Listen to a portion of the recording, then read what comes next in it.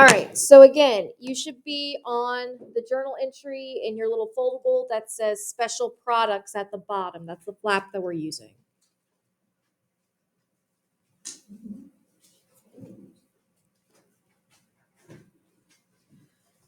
So, just to reiterate, the two special products that we're talking about is a squared minus b squared, which, what did I say that's called?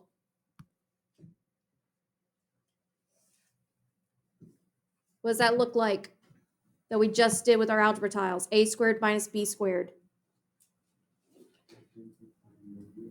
It's a difference of squares binomial.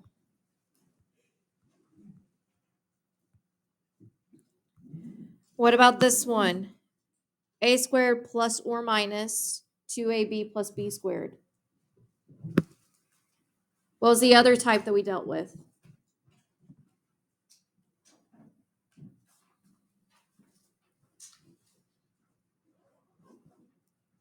So remember, the other type that we just dealt with was a perfect squares trinomial. So this is a difference of squares binomial. The other one is a perfect squares trinomial. Now, we briefly talked about this when we were multiplying polynomials. So when we were multiplying polynomials, we talked about situations that would give us these as our products. Now we're working backwards, all right? So let's start with difference of squares. Typically, all this means is that if you have two terms that are perfect squares, so both of these are perfect squares. And just to make a note, what did I say a perfect square is? So what's the definition of a perfect square? What did I say it was? If a number or a value is a perfect square, it means it has a what? It has a square root. So it's a value that has a square root. And let's say a nice square root, meaning that it'll give us a nice value, not some really big decimal or something. All right. So if we're doing a squared minus b squared, the way we factor it is very easy. All we do is just take the square root of both terms. And then our two factors, one's going to have a plus, one's going to have a minus. What's the square root of a squared? A. So that means our first term will be a. Square root of b squared? B. So the second term is going to be b. And just like that, it's factored. So this is the formula for factoring a difference of squares. You'd always just take the square root of both terms and then write those two square roots with a plus and a minus between them.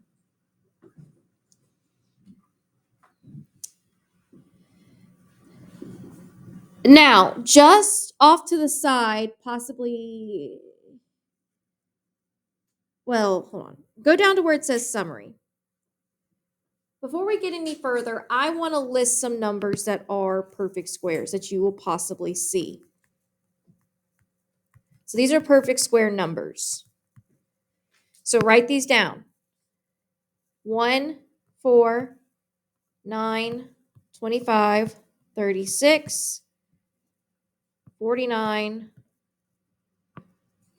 64, 81, 100, 121, 144, 169, 196, 225. All right. So these are all perfect squares. I would just make a note of them just so you know that they're perfect squares. And guess what?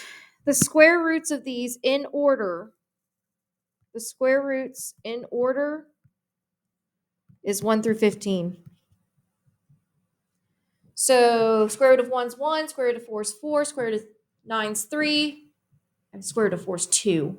Square root of 9 is 3. Square root of 25 is 5. Square root of 36 is 6. Square root of 225 is 15. All right, so if you took the square root of all of those numbers in order, it will give you 1 through 15 in order. So 1, 2, 3, 4, 5, 6, 7, 8, 9, 10, 11, 12, 13, 14, 15.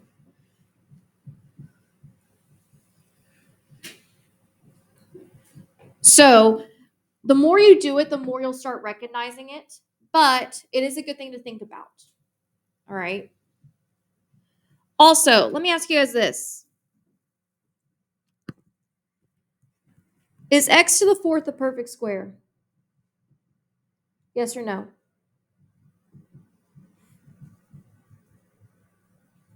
What do you think the square root of x to the fourth is?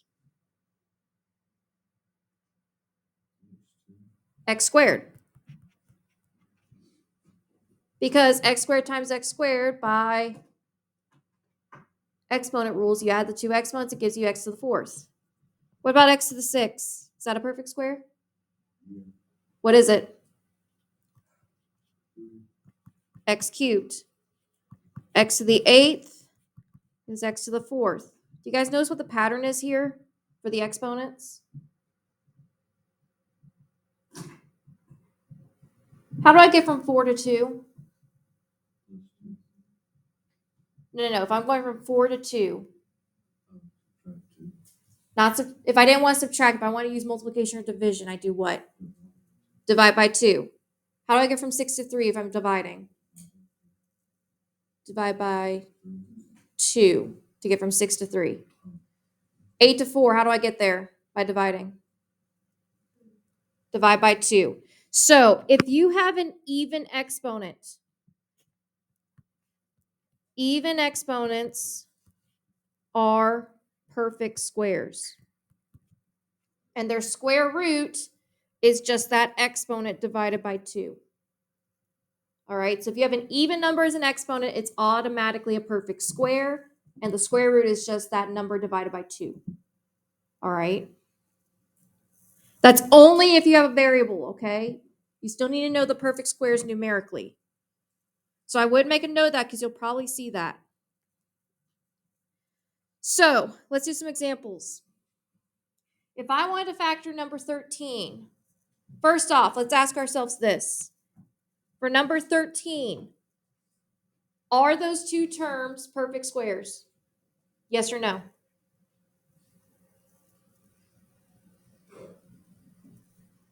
What do you guys think? Yes, no, maybe? Yes, they are.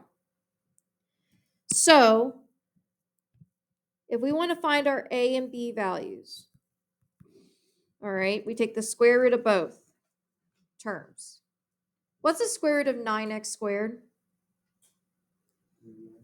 3x. Square root of 9 is 3. Square root of x squared is x. What's the square root of 16? 4. So what do you think this is factored?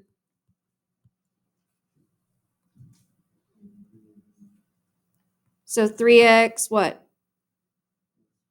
Plus 4. 3x minus 4. So guys, once you find your a and b values, you can literally go ahead and write them in your products. You just switch the signs. So you have a plus and then a minus.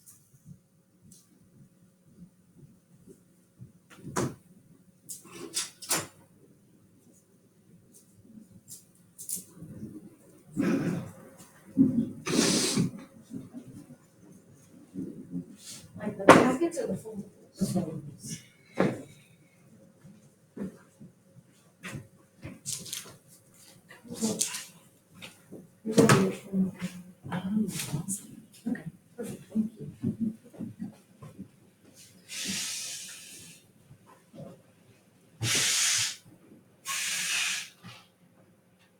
All right, so again, you just need to take the square root of your terms.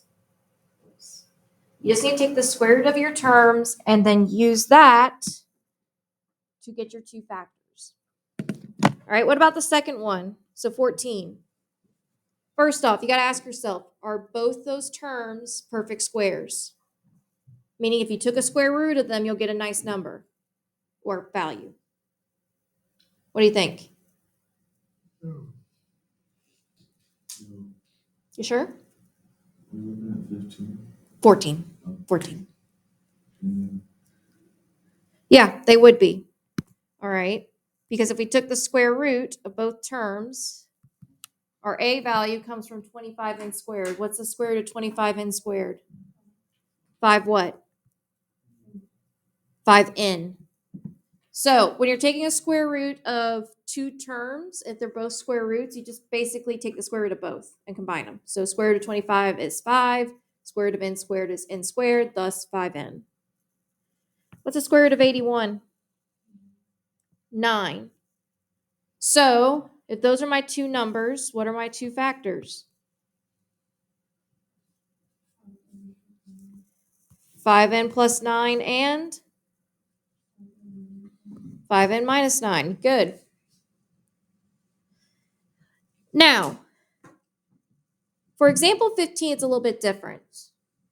So Ralph already said that both of those terms are not perfect squares, which they're not. 8 and 18 are not perfect squares. However, could I possibly factor something out that would make those two values perfect squares? What do you think? So think about one of the first ways we learned how to factor. What was the very first way I taught you guys how to factor? To factor by what? By finding a what? By finding a GCF. Is there a GCF between 8 and negative 18g squared? Yeah, what is it? 2. So sometimes it may not look like a difference of squares, but as soon as you factor out a GCF, it becomes a difference of squares because watch this. So this will be 2 times, if I divide both these terms by 2, what's 8 divided by 2? Minus, what's 18g squared divided by 2? 9g squared. So this is our new value that we're playing with. Now, is it true that 4 minus 9g squared are perfect squares? Yes. So now we can factor those two as a perfect square trinomial. So I'll take the square root of both. What's the square root of 4? What's the square root of 9g squared? 3g. So this would be 2 plus 3g times 2 minus 3g. Now, this is not completely factored because I'm missing what? So the green two factors is not my exact answer because I'm missing my what? Your GCF. If you ever factor out a GCF, you got to bring it down as part of your answer. So this would be our answer. 2 times 2 plus 3g times 2 minus 3g. All right. Any questions on difference of squares? All right. Now let's look at the perfect square trinomials. So both of these listed are perfect square trinomials. All right. The only difference is one has a plus in front of their first term or second term. One has a minus in front of their second term. Now, the way you recognize it is that your first two terms are perfect squares, but your second term is whatever your a value times your b value is. So if you take the square root of the first and last term and multiply it by 2, that would give you your middle term. All right, so factored wise, the first one would be a plus b times a plus b, which, how did I say you rewrite that as? So first thing we did with our algebra tiles, how do we rewrite a plus b times a plus b? It's the same thing as what? A plus b squared. The second one where it has a minus, same thing, except instead of a plus b, you have a minus b times a minus b, which is the same thing as a minus b all squared. So these two are essentially the formulas when you have perfect square trinomials. The way you tell whether you're going to have a plus or minus in between them is depending on that second term. If there's a plus on the second term, you're doing a plus b, a plus b. If there's a minus on the second term, it's a minus b times a minus b. All right, that's the only way you can tell the difference between the two. So let's look at some examples here. Look at example 16. First off, is that example 16 a perfect square trinomial? Yes or no? Yes. So square root of x squared is what? Square root of 9 is what? 3. So that means if we took our square roots, we would have a is x, b is 3. Now, just to check that it does line up with our second term. So our second term should be 2 times a times b. What's a times b first off? 3x. So if a times b is equal to 3x, 2a times b is equal to what? What's 3x times 2? 6x. Is that not what we got here? Yes. So this is a perfect square trinomial.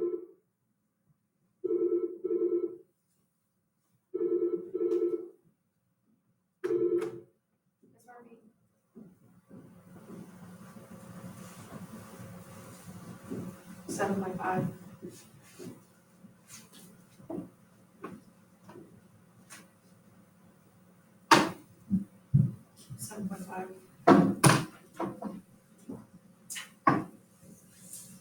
I'll post it by the end of class. Yeah.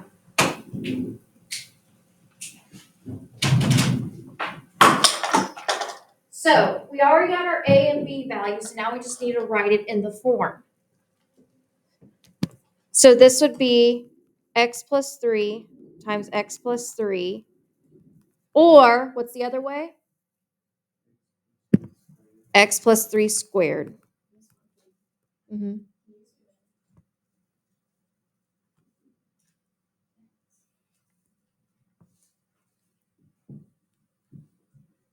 So that would be my answer for that one.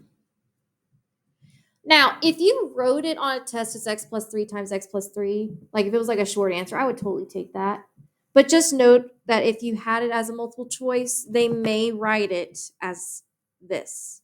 So make sure you know that x plus 3 squared is the same thing as x plus 3 times x plus 3. All right. What about example 17? Is that a perfect square trinomial?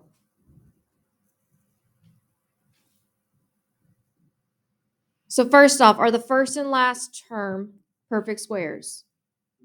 Yes. So if I took a square root of the first term or my a value, what would it be? 2 what? G. What if I took a square root of my last term? What would that be? H. Now, what's 2g times h? 2gh. And what's that times 2? 4gh. Is that not my second term? Yes. So, what are my two factors?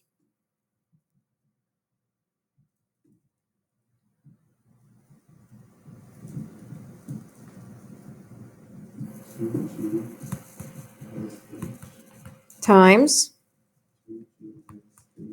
plus h. So remember, it's the same thing twice. All right, it's not a difference of squares because we had that middle term. So this would be 2g plus h all squared.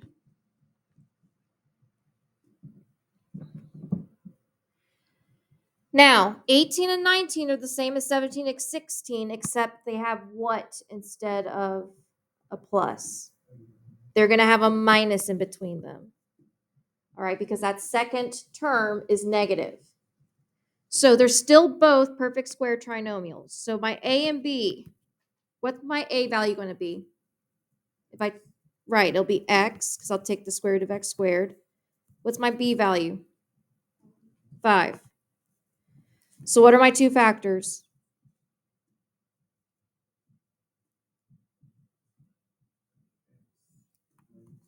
X minus 5 times, good, or x minus 5 all squared. What about the second one?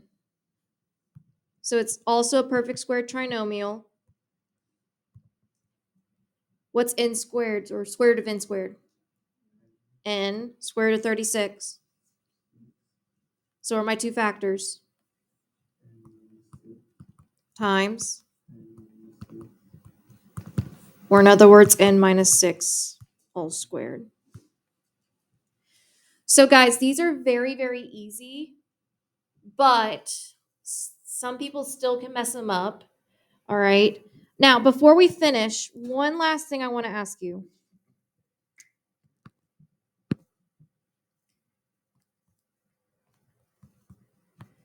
How do you factor x squared plus 9?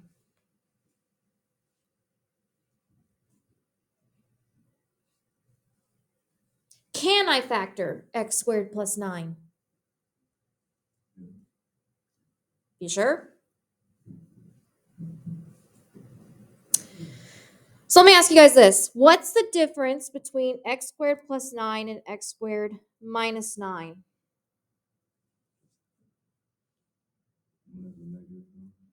One is subtraction, one is plus. Which one is the only one I can factor using difference of squares? The one with a negative sign.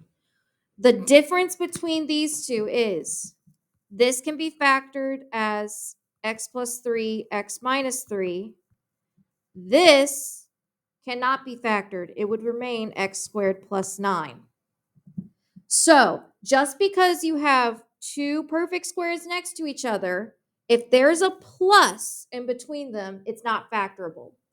The only way it's factorable is if there's a minus between them. That's why it's called difference of squares. All right, so I would write that down because that may be thrown at you. All right. Okay, any questions on any of this?